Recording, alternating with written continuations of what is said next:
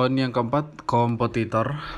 Bayangin nih ya, ketika semua mata tertuju ke cryptocurrency karena potensi return yang gila-gilaan dan menjanjikan, pasti semua orang pengen juga ikutan. Misalnya aja kamu, salah satunya yang lagi baca ebook ini. Itulah kenapa industri cryptocurrency adalah industri yang sangat kompetitif. Di industri yang kompetitif akan selalu ada persaingan yang ketat. Persaingan ini membutuhkan strategi yang pasti untuk bisa bertahan. Salah satu contoh betapa kompetitifnya industri ini, untuk crypto exchange saja itu ada sekitar 293 exchange yang terdata di coinmarketcap.com. Ya, ada Huobi, Binance, Bank, B6 Global, Edison, dan lain sebagainya. Ini belum termasuk exchange Indonesia juga ya, Indodax-nya juga tidak ada ini.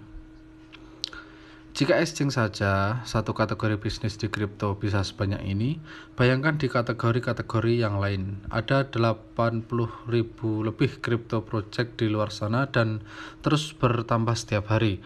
Ada yang muncul dan hilang, namun yang pasti projectnya semakin banyak. Maka dari itu penting untuk kita menjaga jangan hanya trading, jangan hanya invest, tapi harus melihat siapa winner di kategori itu. Misalkan kita berbicara tentang kategori yang lain, DeFi. Kategori yang lagi hot dan sedang berada di bawah spotlight tren saat ini. Top 10 kategori DeFi didukung oleh koin-koin di atas. Ada yang pure DeFi seperti AFVI, Compound atau Yearn Finance, dan exchange token seperti Uniswap, dan ada juga Oracle seperti Chainlink. Nah, it's safe to say, kalau kita ingin berinvestasi di DeFi, tentu kita bisa melihat top 10 ini. Pastinya setelah melihat dulu latar belakangnya, seperti white paper, target market, dan juga tim mereka. Apakah layak untuk jangka panjang atau tidak?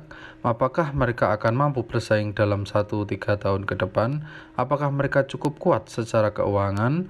Apa keunggulan mereka dibanding pesaing di bidang yang sama?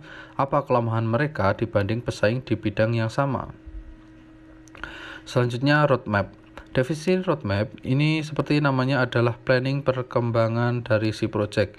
Dengan memiliki roadmap yang jelas, kita bisa melihat visi dari tim untuk bagaimana cara mereka mengembangkan project lebih lanjut. Lalu kita juga bisa mengukur tingkat kesuksesan mereka dalam mengikuti roadmap yang mereka buat sendiri. Apakah sering ngaret, apakah on time, ataukah lebih cepat. Ini roadmap Binance ya.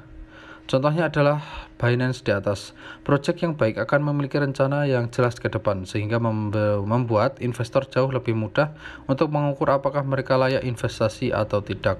Biasanya project yang main-main seringkali tidak memiliki roadmap yang jelas dan juga sering sekali miss target dari roadmap mereka sendiri.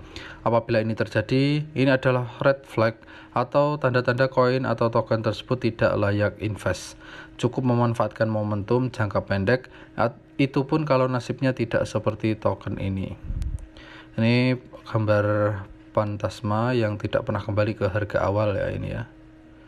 Baru listing sudah didam habis-habisan. Jadi jangan terlalu terburu-buru apabila lo merasa menemukan koin atau token yang menarik. Bisa jadi kejadiannya seperti di atas dan itu sangat sering terjadi. Jadi koin yang baru saja rilis langsung didom atau di harganya dijatuhkan oleh developer itu sangat-sangat mungkin terjadi ya teman-teman ya.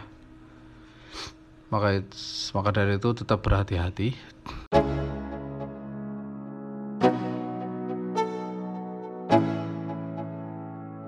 Let's go. Yeah, I'm like an addict, do